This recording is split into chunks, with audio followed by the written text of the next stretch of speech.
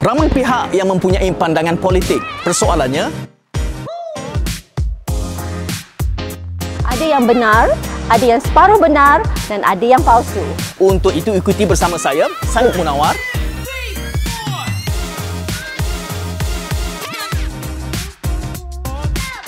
Dan saya, Liana Marzuki. Dalam segmen Jangan Pajak Otak. Di mana kami mengangkat pandangan yang benar dan membenam pandangan yang palsu.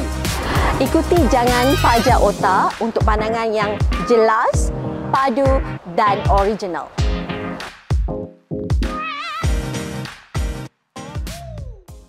Ini episod kedua Jangan ke Pajak Otak. Entah berapa banyaklah pajakan yang telah kita buat minggu lepas. Seminggu dah ke?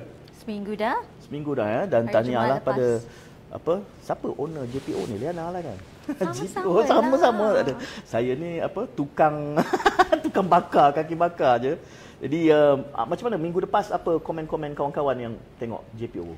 Saya rasa setakat ni Alhamdulillah kita dapat combine campuran antara YouTube dengan Facebook Live. Kita dapat lebih kurang 8,000 views setakat ini. Alhamdulillah for first episode saya rasa itu sangat memberangsangkan lah. Kita tumpang populariti dia. Terbalik itu. Kan? Terbalik itu kan. Sebenarnya popular siapa. Tapi untuk minggu ni kita akan mulakan dengan sembang tentang apa minggu ni, Liana? Kita ada 4 segmen seperti Okey. biasa. Yang pertamanya segmen Tebus Otak. Alright. Jadi topik atau tajuk yang kita telah pilih minggu ini ialah berkenaan dengan partisan Alright. versus non-partisan. Jadi ramai saya rasa yang tertanya-tanya Jangan Pajak Otak ni ada Dia tanya camp siapa? Camp Dia kata mana, ni Liana kan? ni camp siapa? Dia kata. Tak biar saya tanyakan bagi 4 minit. Cuba terus terang yang penonton. Liana camp siapa ni? saya camp demi negara. Okey. Mana yang baik untuk negara kita sokong. Alright. Jadi kalau kita bercakap tentang partisan itu SM, ramai kata partisan ni maksudnya kalau kita puji satu parti itu dah jatuh kita partisan lah. Okey. Tapi dalam konteks sebenarnya partisan itu ialah penyokong kuat parti, Okey. ahli parti atau ahli politik itu sendiri dipanggil partisan. Okey. Tetapi sekiranya pengundi biasa mengundi ketika pilihan raya memangkah satu parti, tak semesti dia terus jadi partisan. Okey. Dia boleh juga jadi pengundi atas pagar yang mengundi parti yang dia rasa baik untuk negara pada ketika itu. Okey. Nah, mungkin pilihan raya yang akan datang, dia rasa tak naklah yang ni, nak tukar pula. Okey. Boleh juga. Jadi pada saya kita kena ubah persepsi yang kata partisan itu, kalau kita puji satu parti, kita dah sokong parti Okey. itu. Kalau kita hentam satu parti, kita dah jadi lawan Alright. dia pula. Sebab pada saya, satu negara yang baik ialah mereka yang mempunyai lebih ramai non-partisan. Saya agak mudah nak faham partisan non-partisan ni kalau kita bercakap soal ataupun kita bercakap dengan orang atas pagar. Tapi nak tanya dengan Liana kan, sebab bila kita kata orang itu ahli parti, sebab audien kita ni tentu saja ada yang sudah berparti. Dia dah committed, saya nak sokong parti A. Lepas tu ada audien kita juga yang mungkin sebenarnya dia tengok saja, dia bukan orang parti kan. Jadi dia bersokong kerana PMX, kerana sekian. Kalau orang itu sudah berparti, apa ertinya non-partisan? Sebab tidakkah mereka ini selama ni diasuh parti ni perlu diangkat, diperjuangkan. So, macam mana kita reconcile orang berparti dengan orang tidak berparti bila bincang partisan dan non-partisan? Saya rasa tidak salah kalau anda menjadi penyokong satu parti atau ahli satu parti Okey. kerana anda memahami perjuangan yang mereka nak bawa. Tak ada masalah. Okey. Mungkin ada juga cita-cita politik, mungkin ada juga pemimpin-pemimpin yang kita suka dan kita mahu angkat. Tapi kalau dalam konteks demokrasi, pengundi atas pagar atau non-partisan ini mewakili 60% daripada keseluruhan pengundi. Betul. Jadi kalau kita lebih ramai, pada saya kalau kita lebih ramai non-partisan pengundi yang mengundi bukan memajakkan otak kepada parti, lagi bagus demokrasi itu kerana kita lagi objektif dan lagi senang nak buat pilihan kerana tiada pajakan otak tersebut. Adakah berarti orang yang sudah committed pada satu parti itu dia boleh jadi non-partisan dalam waktu-waktu tertentu? Saya rasa ini masalah kita, demokrasi yang belum sepenuhnya matang. Okey. Pada kita kalau kita partisan itu seharusnya sepanjang masa kita patut partisan. Okey. Tapi ada kalanya selepas satu pilihan raya diadakan, kalau konteks untuk membina negara demi negara, ada kalanya kita perlu jadi non-partisan. Maknanya kita tidak pandang parti, kita buat satu perkara kerana negara. Okey. Sebagai contohnya hari itu, selepas tamat PRU 15, Majlis Raja-Raja Yang di-Tuan Agong sarankan buat kerajaan perpaduan. Patutnya pada ketika itu dalam kala kita ada isu polemik politik dan polemik ekonomi, orang politik kita merasakan saya perlu tidak jadi partisan sekarang. Saya perlu pentingkan negara dan kita perlu bersama untuk jadi kerajaan perpaduan. Di situ konteksnya bila orang partisan menjadi non-partisan kerana negara, kerana rakyat. Okey, boleh tak insiden, kita pun tahu mutakhir ni kan ada anggota ahli parlimen bahkan Parti Bersatu. Dia masih ahli parti itu tapi dia sudah membuat deklarasi dia kata menyokong PMX. Can we consider that as one of the manifestations of non-partisanship? Saya sendiri merasakan ni going to be very controversial lah. Okay. Saya merasakan itu curated. Okay. Curated by partisan. Ada tuduhan-tuduhan mengatakan kenapa dia buat begitu kerana ada ugutan, ada habuan dan sebagainya. Tuduhan lah, kita tak kata itu betul. Tapi ini juga berlaku pada zaman kerajaan sebelum ini. Yang ada melompat parti dan sebagainya kan. Cuma sekarang tidak boleh lompat parti. Jadi mereka mencari jalan dan peluang untuk berbuat sedemikian rupa juga. Tapi itu kalau dalam konteks orang politik ia dipanggil bipartisan pula. Anda boleh duduk satu parti tapi menyokong parti lagi satu kerana mungkin juga untuk negara, mungkin untuk apa-apa kepentingan lain. Jadi dalam konteks ahli politik kita boleh guna perkataan bipartisan. Okey. Saya oleh kerana istilah dia partisan dan non-partisan dan kita baca itu dalam kerangka politik kepartian. Sebab tu saya rasa mungkin topik itu sesuai untuk awam yang kita sebut istilah kita orang kelabu lah, orang atas pagar kan. Betul. Cuma dalam konteks disebut tadi soal kematangan politik, Samuel Huntington dia kata kena lengkap dua pusingan. Kita belum lengkap dua pusingan, baru jadi kita belum sepenuhnya matang. Betul. Cuma kita tahu semua orang dah pernah jadi kerajaan. Semua orang dah pernah jadi menteri. Jadi kita boleh banding siapa yang efektif, siapa yang tak. Cuma dalam sejarah politik kita tengok, even Winston Churchill pun dia pernah beralih sokongan, merentas, dipanggil apa? Cross the floor, istilah teknikal dia. Hanya kerana dia melihat satu-satu dasar itu menguntungkan negara dan penting. Betul. Dan itu yang belum berlaku dalam Malaysia. Okey, Liana kata mungkin anggota parlimen yang bersatu sekarang ni menyokong PMX, itu mungkin curated. Saya ambil satu konteks lain. Misalnya, kalau tiba satu ketika kita melihat pemimpin parti kita ni melakukan onar. Betul. Ambil sajalah 1MDB. Kalau dah jelas, kenapa kita nak mempertahankan lagi? Itu satu manifestasi non-partisanship. Betul. Yang sebenarnya penting. Sebab kalau tidak, inilah yang kita hadapi. Kan? Kita terpaksa mempertahankan benda yang jelas salah. Jadi kalau kita pernah berpegang pada prinsip, jadi kita harus berani bahkan menegur pemimpin. Dan itu yang tidak berlaku di dalam politik kita sekarang. Jadi kalau saya bercakap soal ini, saya akan memberikan fokus ataupun penegasan pada itu. Bahawa walaupun dia menyokong mana-mana parti UMNO ke, PKR ke, bila kita benar jelas nampak pemimpin kita buat salah, maka kita kena betulkan. Kalau tidak, hari ini kita menerima beban 1MDB kerana di dalam satu parti tak pernah cuba nak membetulkan dari dalaman. Berlapis-lapis proses telah cuba dibetulkan dalam mesyuarat agung, dalam mahkamah, semuanya gagal kerana tidak ada proses pembetulan ataupun intervensi daripada ahli dan pemimpin di tier kedua, tier ketiga. Maka inilah bahananya dan inilah realiti yang kita dapat. Saya sangat setuju apa yang Sam cakap sebab memang dalam laporan, dalam kajian yang dibuat, kalau ekstrim partisanship ini akan memusnahkan demokrasi. Kita boleh lihat di Amerika Syarikat sekarang, ekstrim partisanship itu sampai level sekolah. Di sekolah pun bergaduh Republican dan Demokrat antara budak-budak. Dan kita tengok ekstrim partisanship ini juga membawa kepada ketaksuban, the rednecks in America kan. Jadi kalau taksub sangat itu pun akan meranapkan demokrasi kerana anda sudah tidak nampak dah yang mana salah.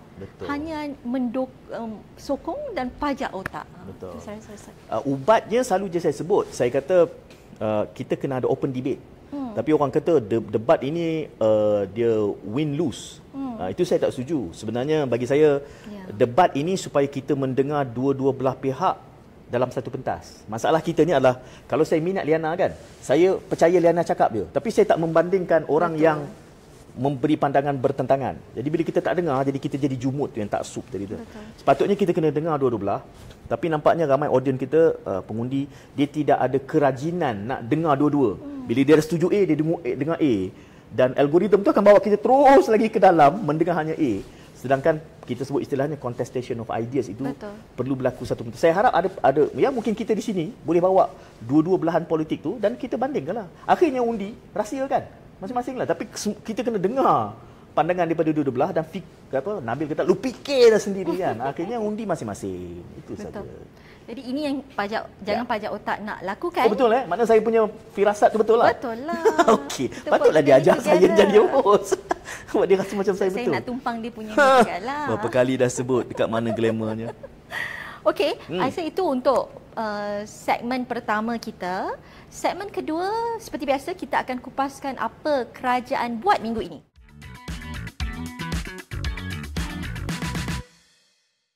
Apa kerajaan buat minggu ni? Saya rasa yang paling impactful, yang paling drag daripada minggu lepas adalah berkenaan dengan Himpunan Solidariti Bersama Palestin oleh Kementerian Pendidikan Malaysia.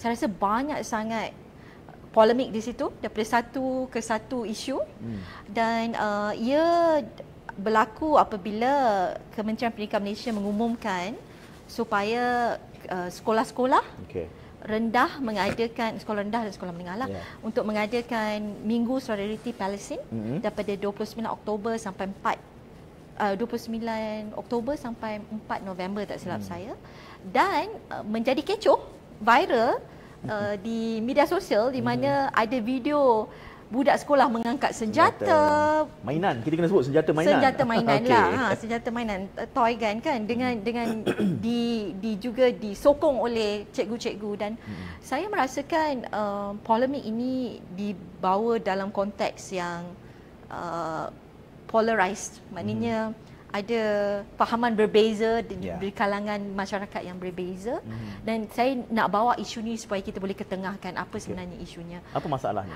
Saya rasa masalah yang paling utama ialah kefahaman non-Muslim, orang bukan Islam dengan kefahaman orang Islam. Pada kefahaman orang Islam, kalau kita bercakap tentang solidariti orang Palestin itu, the first thing in our mind is jihad. Kita nak mati syahid, kita nak tolong Palestin sebab mereka dalam penderitaan memerlukan pertolongan, dan itu yang diajar daripada kecil kan. Kalau kita ditindas, kita perlu berjihad. Mati syahid itu satu impian.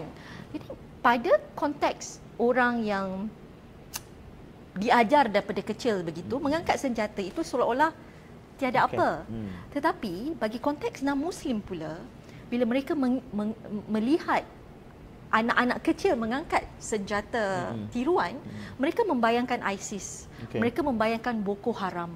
Jadi polarization atau perbezaan pandangan atau conception itu yang saya rasa kita perlu address. Kenapa orang belah sini kata what's wrong with that, dan kenapa belah sana pula kata I'm afraid this is not the culture I want. Itu yang saya rasa kita kena tengahkan supaya kita boleh at least sing pemahaman. Saya macam mana nak ulas sebab betul lah tu, isunya kena ada keterbukaan dalam menilai budaya. Maksudnya macam mana? Liana tak setuju supaya kita ada sekolah yang sampai membenarkan pelajarnya bawa senjata mainan. That's a wrong message to you. For me, I think saya bukan nak mengkritik KPM. Saya rasa mereka dapat arahan daripada PMX untuk adakan Minggu Solidariti, dan mereka cuma terus adakan. Cuma saya rasa meraihkan sokongan kepada Palestin itu tidak menjadi masalah. Betul. Dia cuma tiba masalah apabila sambutan itu di peringkat sekolah membawa mainan senjata api. Correct. Dia masalah hanya di situ. Pelaksanaan sahaja. Yang sambutan, dan itu bukanlah satu benda yang meluas, bukan semua sekolah buat begitu. Betul. Bahkan saya rasa saya pun tengok ada cikgu-cikgu yang punya pandangan yang berbeza juga. Betul. Dan saya cenderung untuk mengatakan mungkin tidak sampai kita membawa senjata api sebab di dalam konteks perjuangannya harus sifatnya kemanusiaan, dan untuk kita win over sentimen dan support daripada yang bukan Islam, kita harus menggambarkan perjuangan Palestin ini bukan semata-mata antara Muslim melawan Zionis. Betul. Tetapi ini adalah isu kemanusiaan. Jadi bagi saya dari segi strateginya, kalau kita nak win over maka kita jangan sampai ke tahap melihat bahawa ianya persenjataan, Kekerasan, jihad. betul. Kita akan rugi kerana kita tidak mendapat sokongan itu. Lagi satu saya nak tambah SM, sebab namanya solidarity, bukan demonstrasi. Solidarity pada peringkat sekolah itu sepatutnya bukan berbentuk demonstrasi di mana kita bawa spanduk bakar. Solidarity untuk budak sekolah, untuk pelajar sekolah dengan Palestin ini, saya rasa patut memahamkan mereka tentang apa isu sebenarnya, kebenarannya. Isunya bukan isu agama semata-mata, ia isu kemanusiaan, ia isu kedaulatan negara yang paling penting. Dan daripada situ kita boleh ajar pelajar-pelajar kita apa sepatutnya anda lakukan sekiranya terjadi kepada negara kita. Bagaimana anda mempertahankan kedaulatan negara. Dan itu yang patut diterapkan. Selain daripada itu, kalau programnya seperti kalau tak nak buat angkat senjata tiruan pun, memberi derma kepada Palestin, meningkat semangat insaniah itu. Betul. Dan ihsan, kemanusiaan itu yang perlu diterapkan. Cuma sedikit, saya rasa sedikit, kalau saya nak bagi input, saya rasa mesej yang diberi mula-mula tu sedikit tergesa-gesa, tanpa diberitahu the do and don'ts, parametersnya bagaimana. Yalah, KPM tak sangka buat sampai bos. Betul. Tiba-tiba mereka, sebab pada mereka itulah caranya mereka nak build solidarity. Cuma bila diberikan do and don'ts itu pula, the next round diberi do and don'ts pula, mereka persoalkan lagi. Sebab saya rasa konteks bila bercakap tentang Palestin ni juga ada yang tonggang juga, bukan sahaja tonggang agama tapi tonggang Palestin ni juga menjadi modal-modal politik lah. Tapi saya tak katalah mereka itu salah sebenarnya, sekolah salah, sebab pada saya konteks ni perlu diperjelaskan, the do and don'ts, parameters dan sebagainya. Tapi kalau kita kait dengan tadi kan, kita bercakap soal partisan non-partisan, dalam konteks membelah perbincangan politik tu adalah kerana saya lihat sudah ada yang viral tu, dia bincangkan bahawa yang tak bersetuju demonstrasi senjata di sekolah ni, dia letak ahli-ahli parlimen dari parti yang bukan Melayu. Correct. Dia sudah menjadi perkauman. Jadi perkauman, betul. Jadi itu yang saya kata, perbezaan pandangan tu kita raikan saja. Dia tak perlu timbul sampai kita anggap bahawa ini perkauman. Dan saya rasa itulah yang ruginya. Betul. Sebab kita dalam konteks Malaysia ni, kalau kita lihat di Stadium Arena Axiata gitu kan, yang datang di atas pentas tu semua kaum ada. Ya, daripada Buddha ada, bahkan pemimpin politik yang bukan beragama Islam juga memberikan sokongan. Jadi let's not just promote this as Muslim against Zionism, tetapi ini adalah juga soal kemanusiaan, sebab seluruh Malaysia boleh melihat bahawa Palestin itu perlu didokong dan perlu dibebaskan daripada cengkaman kekejaman. Ya, kalau kita pergi ke situ, saya rasa we are on the right track dan tak ada masalah untuk kita menyinggung mana-mana pihak ataupun menimbulkan kerisauan kepada mana-mana pihak. Betul. Sebab saya boleh bayangkan yang China kan, kalau dia jalan tepi, ini ada banyak insiden ni saya lihat, tambah masa sembahyang Jumaat ada insiden yang kalau sempat saya nak kongsi kan. Kadang-kadang bagaimana kita memakmurkan amalan agama kita itu, kita sampai tidak sensitif kepada jiran-jiran kita yang kita kongsi negara ini. Saya tak tahu, mungkin ada audiens yang mengatakan, wah saya ini simpatetik kepada orang yang menentang Islam. It's not that. Tapi terpulanglah, akhirnya kita bebas untuk memberikan pandangan kan. Kalau ada yang tak bersetuju, terpulang. Tapi bagi saya kita harus moderate, wasatiyah kan. Wasatiyah dalam pendekatan kita lah. Dan saya rasa, saya setuju SM cakap tadi, kena harmonikan pandangan. Kita mengata bangsa lain, kenapa nak terasa sangat? Kita angkat senjata, cosplay pun angkat senjata kan. Ada yang pakai beragam, jadi ninja turtle lah dan sebagainya, juga mengangkat senjata. Tapi mereka perlu faham di mana konteks kita. Konteks kita itu ialah mereka diajar jihad, mereka diajar untuk mati syahid. Itu agama kita ada fahamannya, tetapi tidak bermaksud kita menyokong segala keganasan. Itu belah sini. Tapi belah sana juga, daripada konteks orang Muslim, kita juga patut faham kerana di Palestin itu mereka propagandanya Hamas itu pengganas. Dan orang Islam ni dilabelkan sebagai pengganas. Jadi bila kita buat satu perkara yang lagi mengesahkan perkara tersebut, orang non-Muslim akan juga rugi. Jadi agama, pada saya Islam itu agama keamanan. Betul. It's a peace ni kan maksudnya. Peaceful religion. Peaceful religion. Jadi Itu yang patut diketengahkan. Sekarang saya bagi contoh kalau kita perpanjangkan sedikit, sebab yang kita polemikkan ni adalah kerana Palestin. Sedangkan dalam konteks kemanusiaan ni ada banyak krisis yang seumpama ini. Tadi disebut soal Boko Haram misalnya.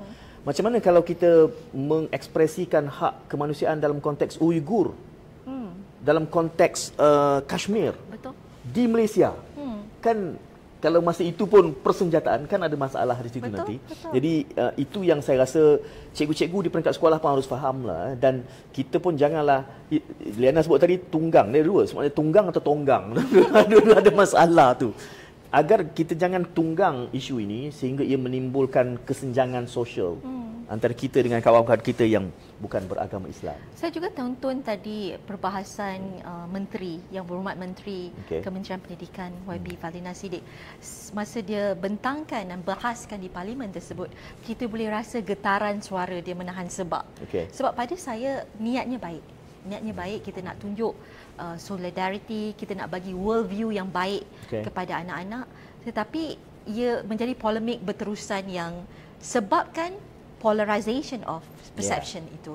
Jadi saya rasa kita kena duduk tengah-tengah kembali dan cuba yakinkan segmen-segmen ini, we are not here to kita bawa mereka semua dalam rancangan JPO lah supaya semua bercakap di sini kan.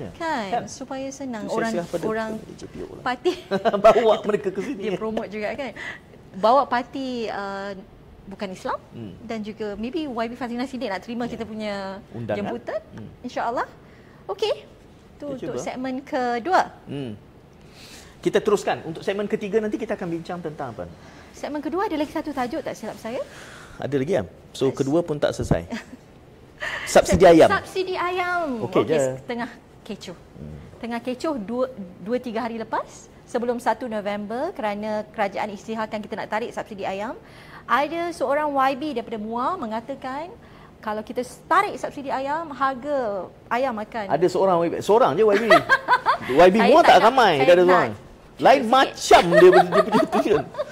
Macam ada ramai YB MUA. Kenapa? Sebab kena ada otai ni. Apa masalahnya dengan seorang YB MUA hari ini? YB MUA telah mengatakan bahawa lepas dia tarik subsidi, harga akan meningkat teruk. Dan saya tak rasalah dia tu salah sepenuhnya, tapi kita boleh lihat hari ini harga tidaklah meningkat naik. Harga ada juga yang lagi murah daripada harga yang ditetapkan hari itu. Dan cuma saya nak juga tambah sedikit input. Kalau kita tidak lagi beri subsidi dan harga fleksibel ikut pasaran, satu lagi masalah yang kita ada ialah kartel. Kartel ayam di dalam market dia, dalam pasaran. Kalau kita benarkan kartel ini untuk monopoli harga, untuk tetapkan di market atau bagi-bagi pasaran, ini nanti akan ada impak kepada harga. Dan itu yang saya rasa kalaupun kerajaan nak simpan subsidi 100 juta sebulan, 3.8 juta setahun itu, 8 bilion setahun itu, so ia perlu juga memberikan sedikit kos untuk kita juga kuat-kuasakan isu kartel ini supaya kartel ini tidak bermahaja-reja di dalam pasaran dan meningkatkan harga barang lah. Liana sebut tadi kan, nampaknya harga sehari dua tak naik seperti yang digembar-gemburkan dan di dalam media sosial pun nampaknya tak ada bahan lah. Bila dia tak naik mendadak tu, maka dia tidak cepat dijadikan bahan politik untuk mengkritik dasar pengapungan harga ayam ini.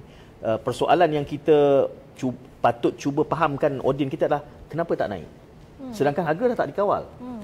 Itu yang penting sebenarnya untuk rakyat tahu, dan itulah yang selama hari ini yang cuba digambarkan oleh kerajaan-kerajaan sebelumnya pun, bahawa semua kerajaan bercakap soal subsidi harus dihapuskan, tapi saya lihat kerajaan ini committed dan dah lakukan itu.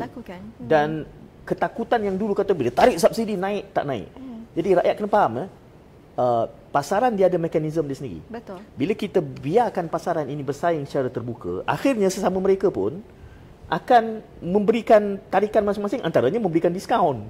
Jadi sebelum ni bila kita letak harga, jadi mereka tidak boleh bersaing secara sihat. Betul. Jadi bila kita sudah membenarkan mereka semua, okey, terpulang, kita apung. Ternyata ada pasaran dan bahkan ada pasaraya yang menjual harga lebih rendah daripada apa yang dijual di pasar-pasar.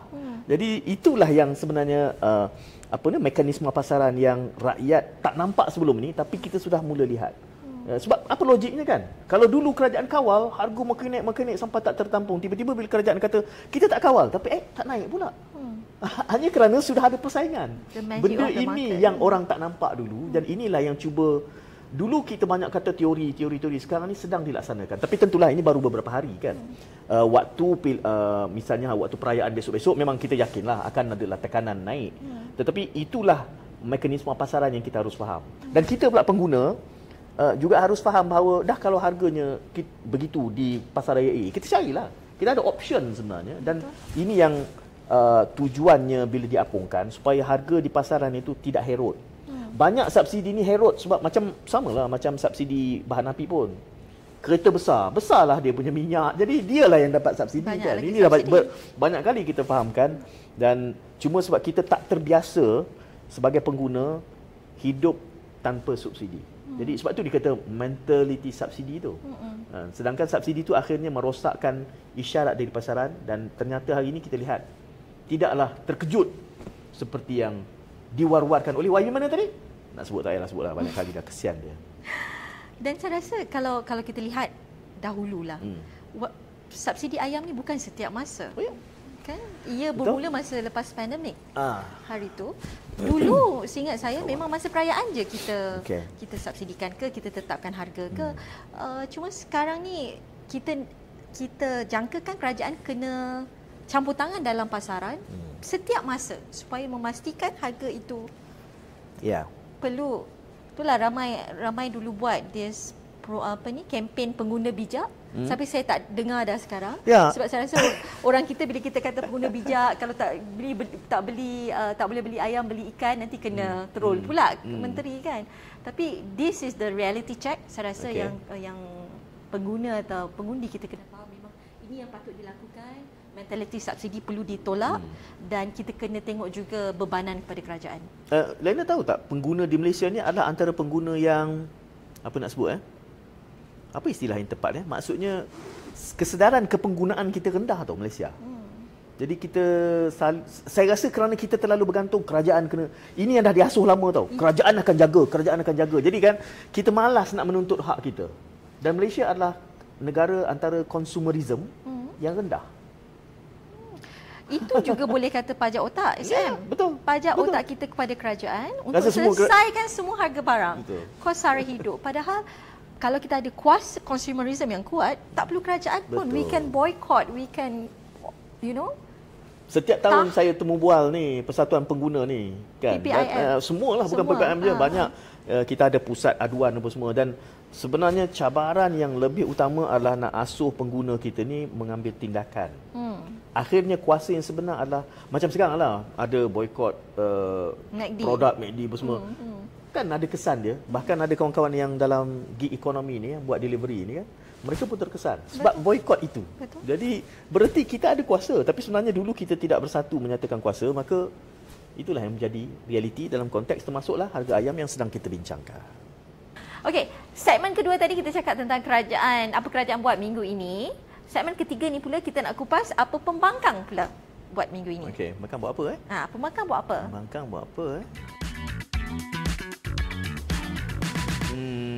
Pembangkang kita tengah fikir pembangkang buat apa minggu ni? Tak, pembangkang ada utarakan satu isu berkenaan dengan Menteri Mabuk dalam Parlimen.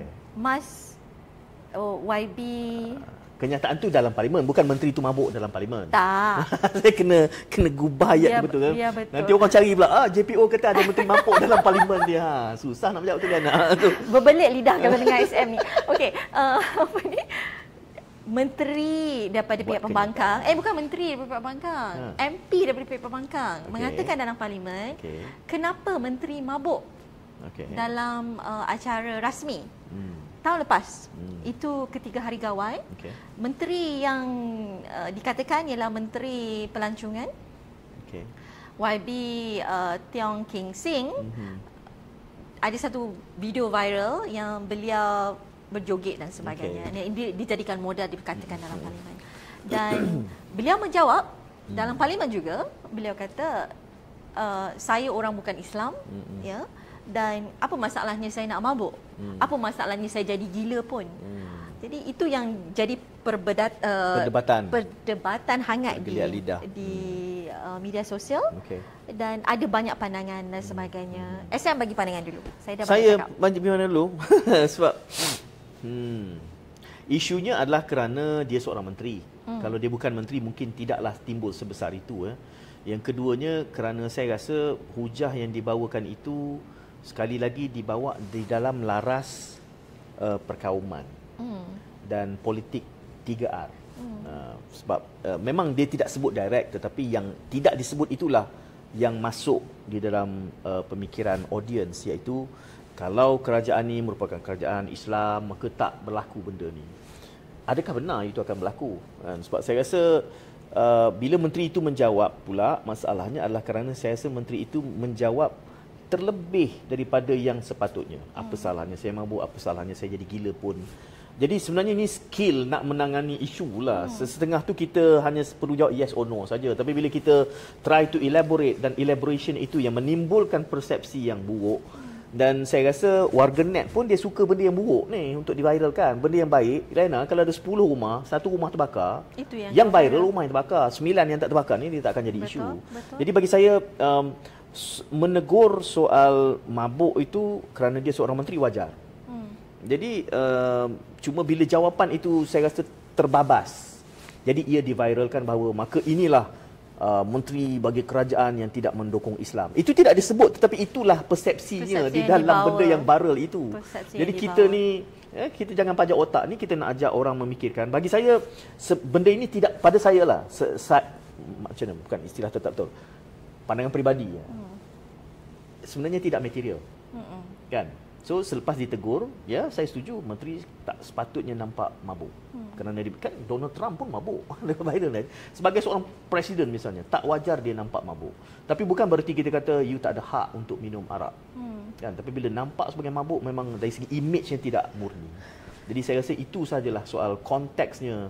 Dan bagi saya, I leave it at that. Dan bagi saya tidak material kerana itu tidak mengganggu dasar. Itu soal kepribadian menteri, personality menteri.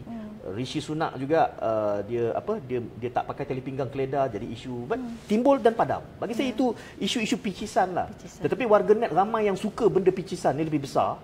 Dan di Malaysia ni ia jadi lebih sedap nak diviralkan sebab inilah sebab tu kita perlu Islam. Dia jadi gitu. Dia jadi suntuk, dia jadi modal sebenarnya.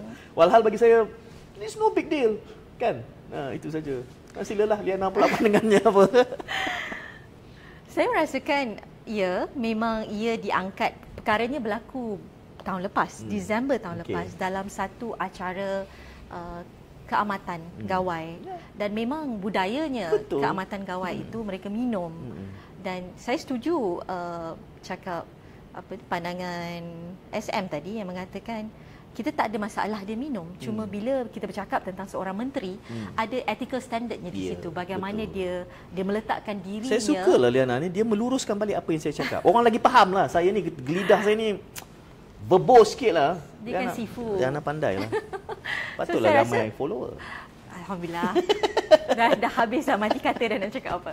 Okey, pada saya itu yang kita jangkakan atau expect kepada seorang menteri, the ethical tu kita nak pandang hormat kat dia. Tapi kalau dia pun mabuk macam orang biasa, macam mana kita nak hormat dia sebagai pemimpin? Keduanya ialah saya rasa there's a PR disaster dan bagaimana dia menjawab itu kembali.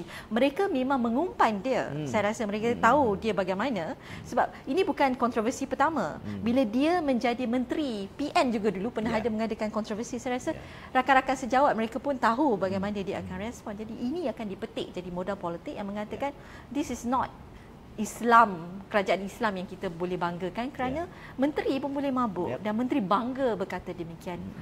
Ada satu lagi aspek yang saya rasa kita kena address, sebab saya baca juga pandangan orang bukan Islam. Mereka mengatakan bila disuarakan begitu dalam parlimen, seolah-olah kita hendak tekankan atau impose fahaman Islam kepada orang bukan Islam. Itu pula pandangan mereka.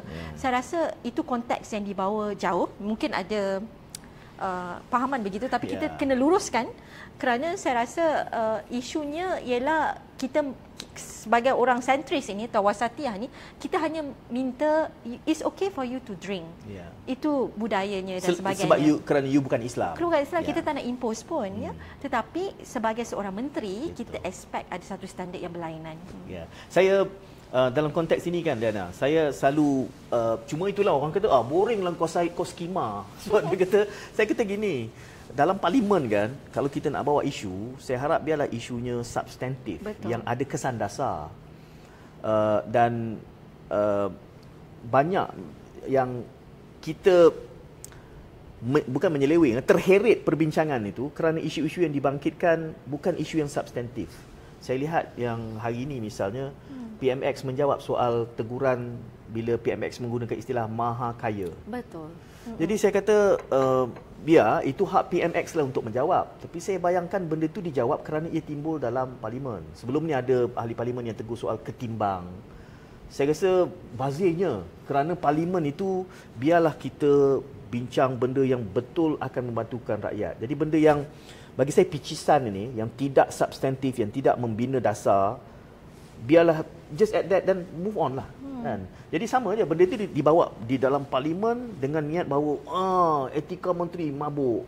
Walhal itu peribadi dia sepatutnya di luar dewan boleh sebut. Betul. Tak perlu bawa Bukan ke dalam buang masa dewan. dewan. Bukan membincangkan benda yang tidak membawa isu implikasi dasar di dalam dewan.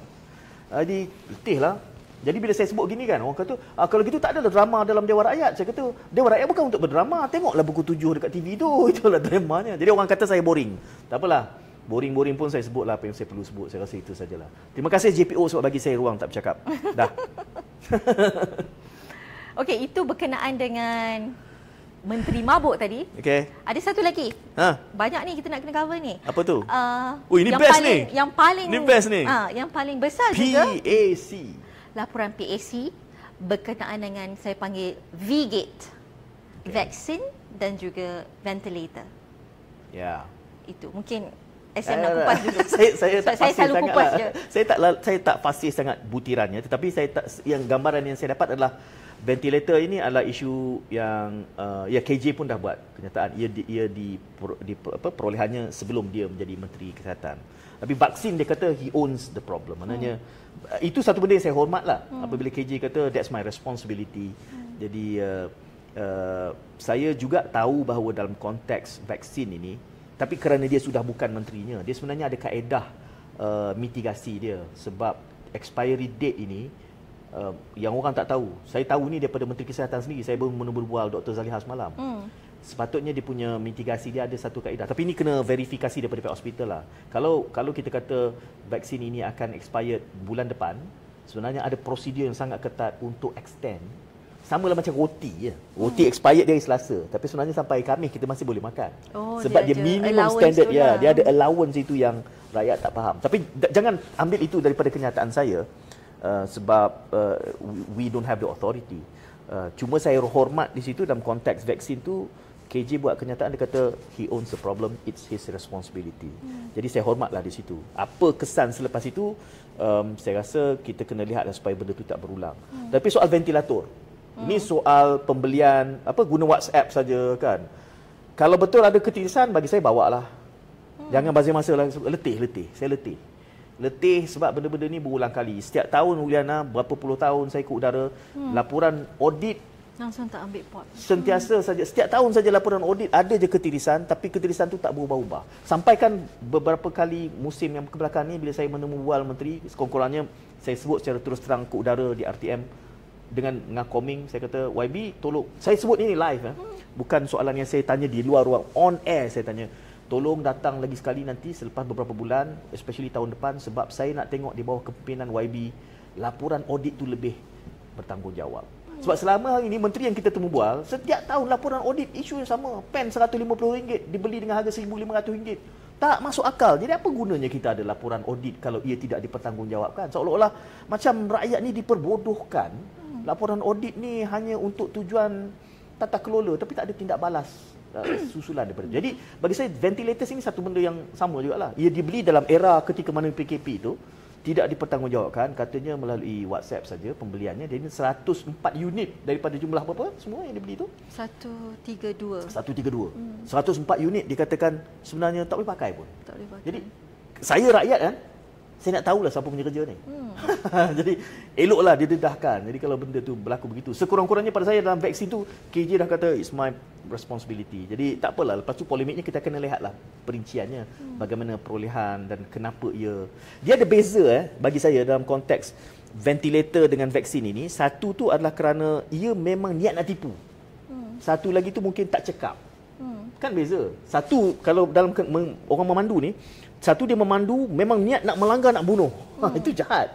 Satu lagi tu mungkin dia mengantuk, dia cuai, dia terlanggar, terbabas. Jadi dua kategori yang berbeza lah isu ni. Pada hemat saya. But, kita kena tengok butiran dan perinciannya. Lawyernya di sini bukan sini. Ini lawyernya. Macam mana? Puan lawyer? Macam mana nak buat? Saya rasa bila kita dapat viral perkara itu, the first thing in our mind, kita rasa itu KJ. Ventilator ke, vaksin ni, ini semua KJ buat. Ya? Dan bila dia masukkan dalam podcast dia, terus keluar semalam mengatakan bukan saya, ini menteri sebelumnya. So kita ada menteri dua sebelumnya. Tahun 2020 perolehan itu dibuat, iaitu menteri daripada PH dan menteri daripada BN. Ya, so kita tak tahu siapa yang dipersalahkan. Dia kata dia bukan letak the menteri under the bus, bukan nak persalahkan, tapi dia kena pertahankan diri dia. Cuma saya nak sentuh satulah dalam laporan PAC tu SM. Dia cakap tiada siapa boleh dipersalahkan. Itu yang aku letih tu. Itu yang saya rasa macam sama lah macam laporan audit. Tiada siapa boleh dipersalahkan kerana tiada kontrak, hanya dilakukan dalam WhatsApp. Tapi kita perlu melihat kita kena salahkanlah siapa yang peroleh tu. Betul. Macam boleh tak siapa dipersalahkan? Memberi laporan audit tu saya rasa dah watered down, yang mengatakan okey tiada siapa boleh dipersalahkan, dan juga keadaan itu masa keadaan terdesak, jadi perkara itu boleh dibuat. Jadi bila didengar, dibaca dan dikatakan sedemikian, saya merasakan keadaan terdesak, tapi ada tata caranya yang kita perlu lakukan. Sebab bayangkan apa yang berlaku ialah kita order 134 ventilator, ya, dan di China, pergi China, bila dia sampai ke sini, kita kena tukar dia punya plug palam dia tu sebab bukan ikut spesifikasi Malaysia. Betul. Kita bagi pula satu company lain bernilai, tak silap saya, 8 juta lagi satu pula untuk tukar the 134 punya ventilator tu. Dan bila diberikan kepada KPM, 104 tak boleh pakai. Tidak boleh pakai, hanya 32 sahaja yang boleh. Macam mana boleh tak jadi tak ada salah siapa? Apabila ditulis dalam PAC dan dikata tiada siapa boleh dipersalahkan, maybe dari konteks perjanjian itu ada, kita tak boleh nak salahkan Pahama Niaga tak boleh nak salahkan kerajaan. Tapi yang saya heran, kalau tiada perjanjian, kenapa bayaran dibuat? Kenapa, dan bila bayaran dibuat, kenapa warranty itu tidak diberi? So perkara-perkara ini saya rasa kita tidak boleh hanya cakap, oh sorry, ini yang berlaku, terdesak, chuck it under the carpet. Because it's the same thing year after year. Kalau dah lawyer cakap macam tu kan, saya nak cakap apa lagi? Satu je saya kata, JPO kena panggil Mas Erniati. Kita panggil pengurusi PAC. Kita pula. Liana panggil pengurusi. Sama-sama ni. Kita panggil pengurusi PAC dan tanya ni, kenapa laporan PAC kata tak ada siapa yang boleh dipertanggungjawabkan? Kan? Paling kuranglah bagi saya, orang yang menunggu dekat pagar masa ventilator tu sampai sah terima. Orang tu kena panggil dulu. Betul. Kenapa terima? Sebab benda ni tak disahkan sama ada boleh berfungsi atau saya tidak. Saya baca laporan PAC tu yang mengatakan ada pegawai KKM yang tengok spesifikasi. Dah buat semua yang boleh, tetapi bila datang itu tak ikut spesifikasi pula. So macam mungkin mereka kata terdesak dan sebagainya, tapi kita perlu ada heads must roll. Tak akan daripada 100, daripada 130 kan. Apa logiknya? Itu sudah kecuaian yang kelalaian. Harus bukan cuaian, lalai besar lagi. Itu kelalaian yang perlu dipertanggungjawabkan. Betul. Sekurang-kurangnya pegawai yang terlibat itu kena downgrade lah. Kan? Barulah ada keinsafan sikit. Kalau tak ada remedy, tak ada hukuman. Jadi selepas ni orang cuai, kalau ventilator dulu pun dah beli 130, 100 rosak, tak ada kena apa-apa. Betul lah, saya tajuk-tajuk macam ni saya jadi geram sikit lah. Nak saya dalam buka baju geram sikit ni, tak boleh lah saya.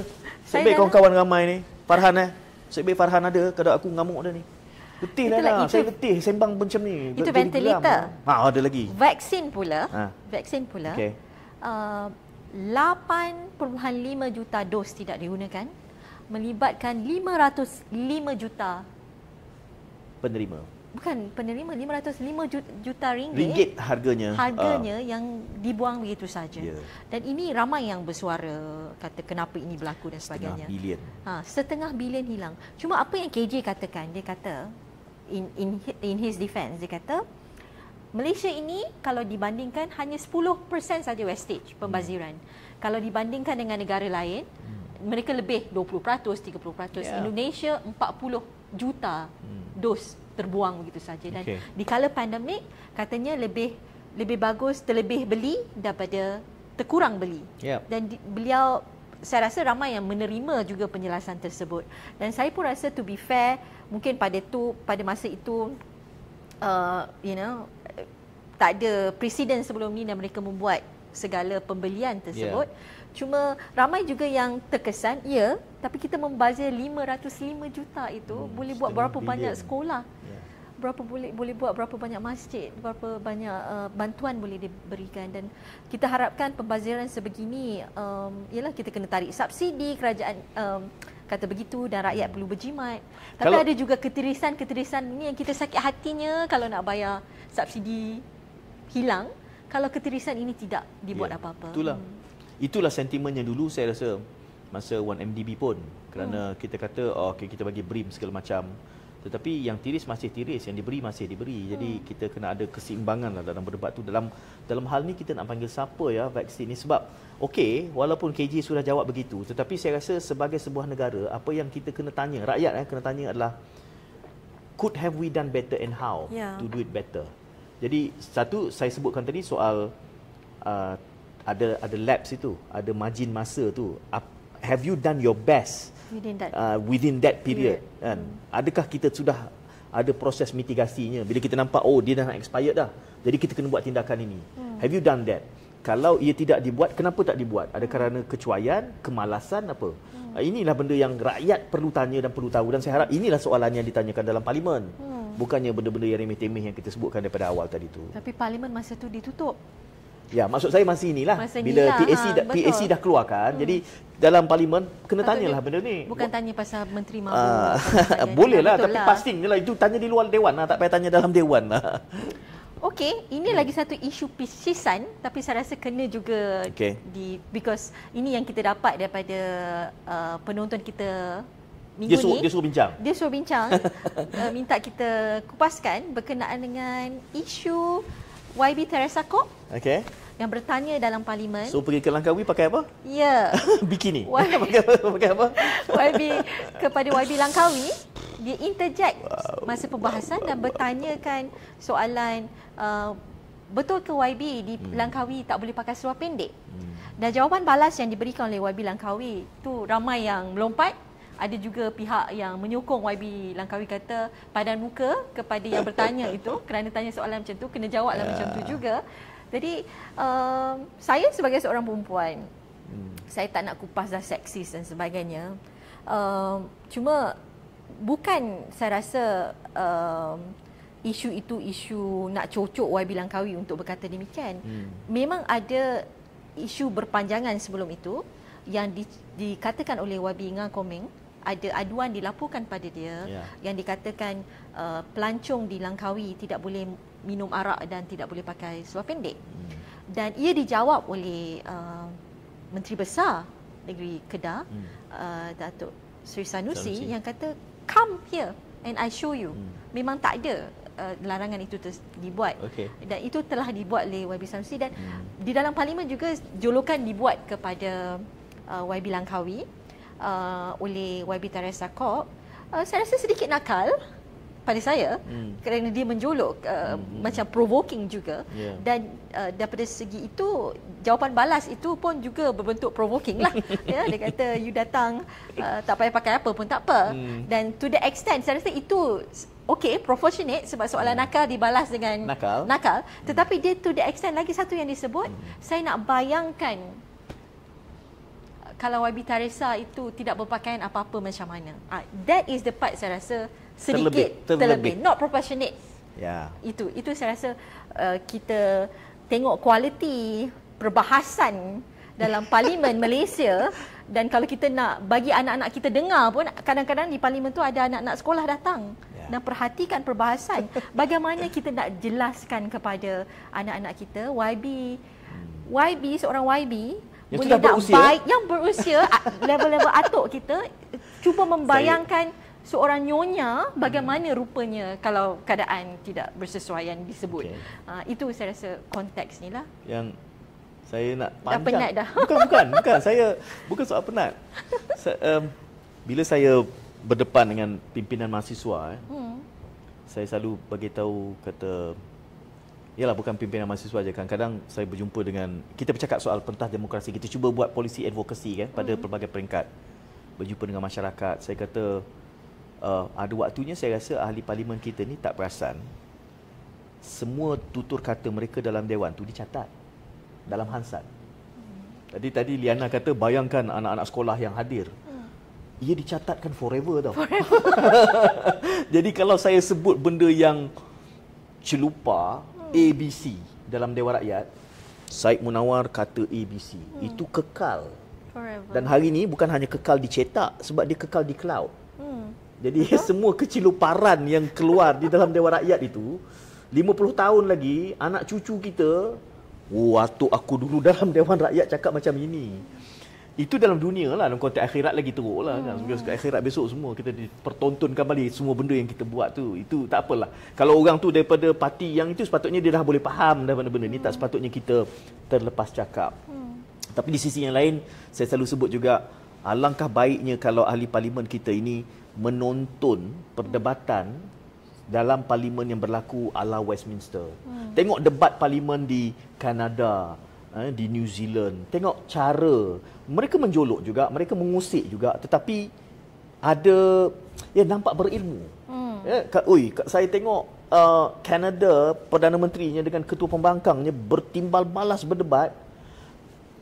Parlimen mereka tak ada PA system pun. Depan-depan tu je, kerusi kayu je. Kita ni hemat, bewah bukan main kan. Nak bercakap semua tekan. Kita dengar ping-ping bunyi bising. Semua auto cue kan. Sana duduk bench kayu je. Betul. Tapi kita tengok konten ini yang saya sebutkan. Perdebatan tu biarlah substantif. Janganlah benda yang remeh-temeh. Jadi dalam hal ini bila saya tengok, alamak, ahli parlimen ni level 2 je dia bercakap kan. So saya teringat satu ungkapan yang disebutkan sebagai you deserve the leader that you choose. Betul. So itulah kualiti pemimpin yang dipilih oleh parlimen itu, oleh lokasi itu, maka itulah level yang tuan-tuan dapat perwakilannya di dalam dewan-dewan yang tuan-tuan letakkan nasib bangsa pada masa depan. Jadi kita rakyat pun kena tuntut ahli parlimen kita debat up sikit lah, majulah sikit. Kalau tengok bukan Kanada je, Sam. Kalau kita tengok Indonesia sekarang. Oh ya, Indonesia sudah berubah jauh. Indonesia sekarang kalau kita tengok perdebatan, kualiti perdebatan mereka, kualiti perdebatan presiden, kualiti perdebatan ahli parlimen mereka sudah jauh meninggalkan kita. Mereka tak ada lagi isu pisisan, tak ada lagi isu kaum agama. Bayangkan mereka contestation of idea itu diketengahkan.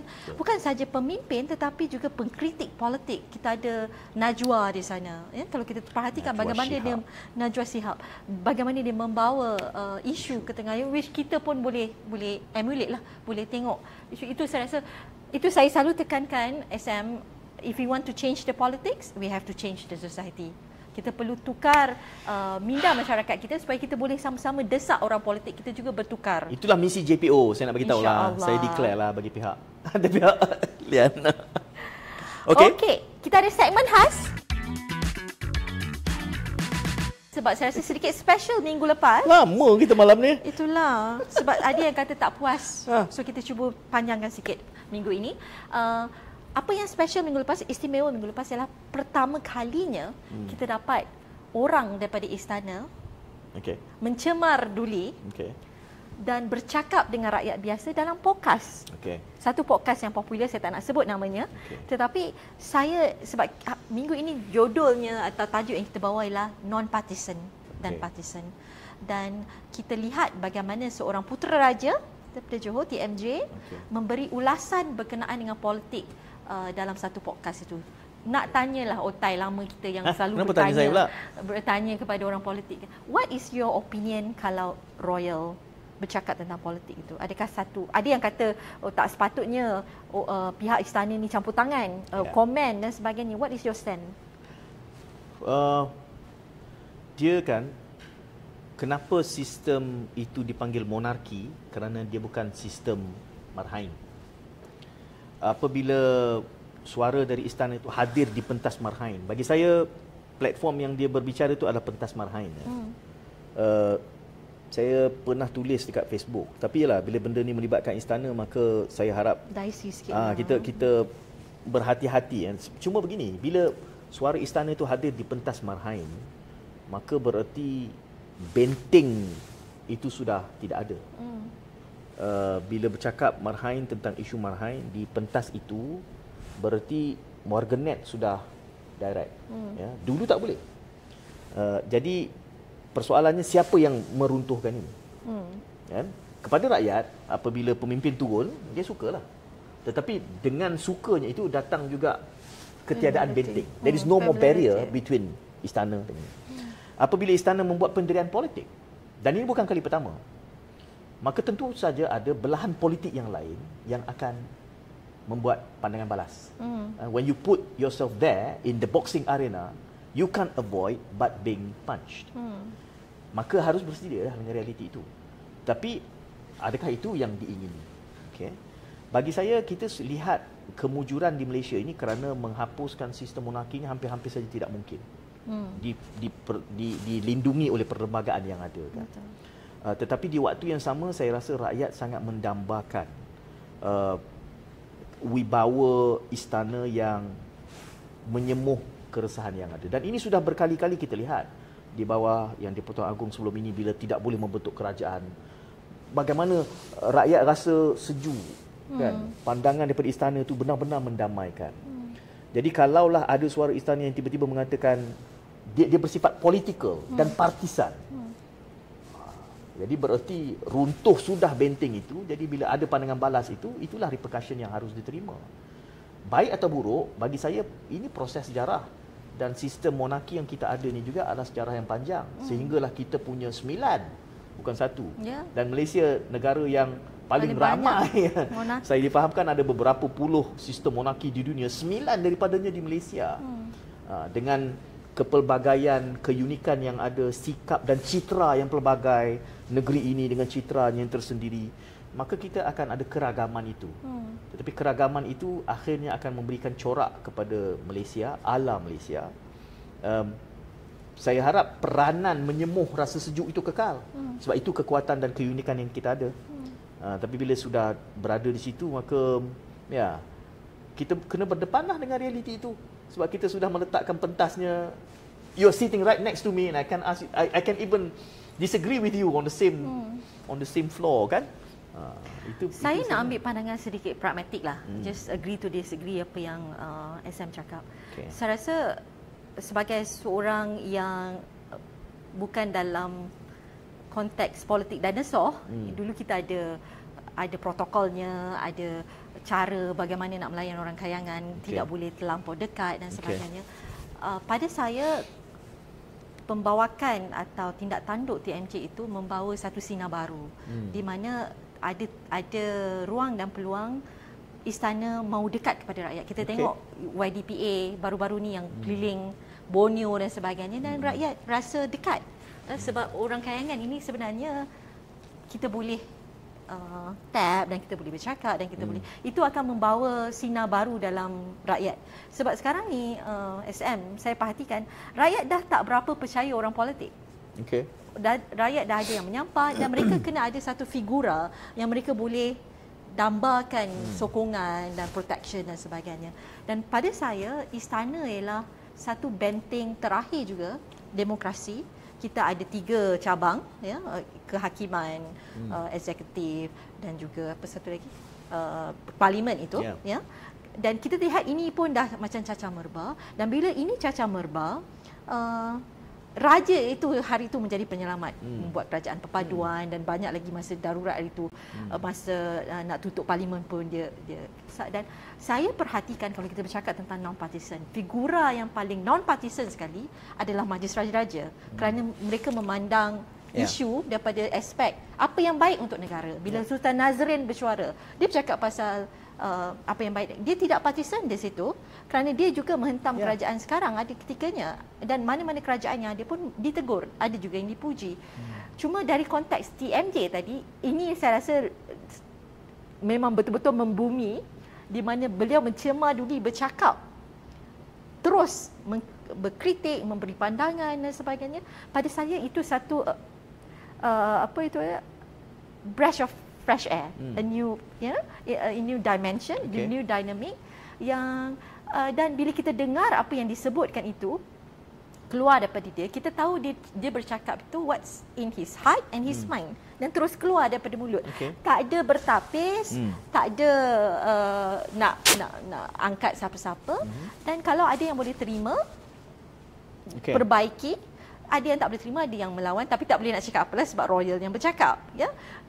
So pada saya memandang isu ini, kalau kita boleh ambil apa yang baik dijadikan tauladan, apa yang tak baik daripada dijadikan sepadan, itu lagi baik daripada terus mengatakan you shouldn't say anything about politics.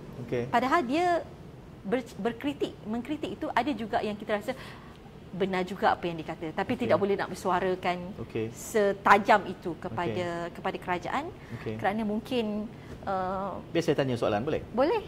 Dalam pentas itu,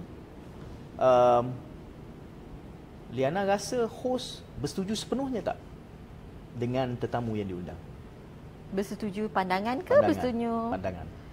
Dia bersetuju penuh ataupun ada variasi pandangan? Saya rasa banyak yang bersetuju, banyak. Semualah bersetuju. Hos sebut tak apa yang tak setuju? Kalau dia sebut, apa reaksi balas? That's my point.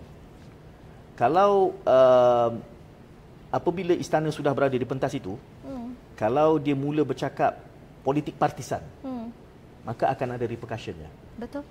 Ada pihak yang, yalah, bila kita, dia belahan dia A atau B kan. So bila dia kritik A, maka B akan menyinggung. And you put yourself at that level. Berarti akan ada risikonya. Kita sebut soal pemersatu, istana itu sebagai pemersatu. Maka kita harapkan istilahnya betul non-partisan. Tetapi komen-komen di dalam tu ada tak yang bersifat political dan partisan? Of course ada. Maka akan, itu yang saya sebut tadi, akan ada repercussionnya. Dan repercussion ini tumbuh di dalam, ini inception, ia proses inception yang masuk dalam pemikiran. Dahulu orang tidak ada ruang nak mengkritik sebab orang nampak. Jadi bukanlah saya nak kata bagus atau tidak, sebab sebenarnya sistem monarki yang ada di dunia ni pun dia ada variasi yang macam-macam. Betul. Macam yang paling strict adalah di Thailand. Tak boleh disinggung langsung, akan ada undang-undang yang sangat ketat. Dan setiap tindakan yang kita buat hari ini, dia tidak kekal, dia akan ada kesan limpahan dia. Culturally. Jadi dengan kehadiran suara istana itu dalam pentas sedemikian, maka kita, wajah tu akan terbentuk lah. Dia macam stroke, macam lukisan. So you lukis ni, dia akan memberikan wajah ni. Philosophical ke saya cakap ni? Maksud saya beginilah, when you put yourself there, itu akan membawa stroke baru, dan stroke itu is going to be there. Itulah warnanya. And you have to get ready lah. Saya rasa itu part of evolution lah. Itu part of evolution. Dulu kita ada undang-undang yang mengatakan tak boleh langsung sentuh raja. Jangan lupa ya. Kita pindah undang-undang kata ada special court. Saya rasa pada saya lah, saya pandang pragmatic, saya lebih melihat kepada substance daripada form. Saya tak rasa itu salah kerana dia bukan nampak sangat berpihak, tapi dia bercakap apa yang rasa dia baik. Mungkin ada yang tak suka kerana ada yang menghentam belah mereka atau yang mengkritik, tapi pada saya apa yang disebut dalam podcast tersebut mengkritik semua pihak yang dia rasa straight from his heart. Jadi, and he must be ready to accept. Kalau orang kritik dia balik. Betul. Sebab pada saya, dia memang dah lama pun berbuat demikian. Kita pernah ada episod dulu bila dia bergaduh dengan seorang MP di utara. Dia pernah bergaduh dengan PM pun. Bakal PM, dan tahu apa yang berlaku di Facebook pada ketika itu? Kita boleh tengok jawapan balas netizen kepada dia di Facebook pada ketika itu. And that's what's happening. Dan saya rasa dia willing to take the risiko. Itu saya sebutkan. Dan dia akan menjadi stroke baru. Stroke baru dan dinamik baru itu, di mana sekarang ini royal boleh dikritik tanpa tindakan. Jadi sama itu baik atau tidak, kita perlu nilaikan.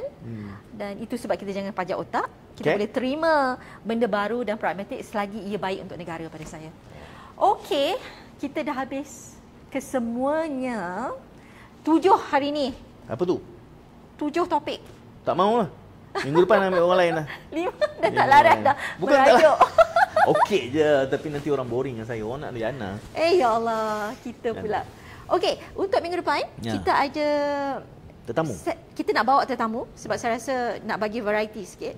Jadi kita akan buat satu pola undian lepas habis segmen ini atau episod ini. Kita akan bagi 4 pilihan kepada penonton kita atau follower kita untuk memilih siapa yang patut kita bawa tetamu undangan minggu depan. Jadi kita ada 4 pilihan. 4 pilihan. Yang pertama YB Wan Ahmad Faizal. Yang kedua ialah YB Kamil Mumin. Yang ketiga ialah Syaril Hamdan. Tak jadi YB lagi. Hari tu nyaris-nyaris. Dan yang keempat ialah YB Marina Ibrahim. Kena ada perempuan jugalah. 30% tu betul ada. Okey. So kita akan buka pola undian ini sampai Ahad ini untuk tuan-tuan undi. Dan kita akan beritahu keputusannya insya-Allah. Kalau mereka sudi minggu depan, mereka akan bersama-sama dengan kita dalam segmen Jangan Pajak Otak. Sedikit penutup daripada SM. Dia nampak letih di sini. Penutup, jangan lupa untuk teruskan bersama kami dan berikan komen balas anda bagaimana JPO ini akan dapat membuka pentas perbincangan yang lebih sihat demi masa depan negara. Okey. Itu saja daripada saya, Liana Marzuki. Saya Munawar. Jumpa lagi. Jumpa lagi insya-Allah.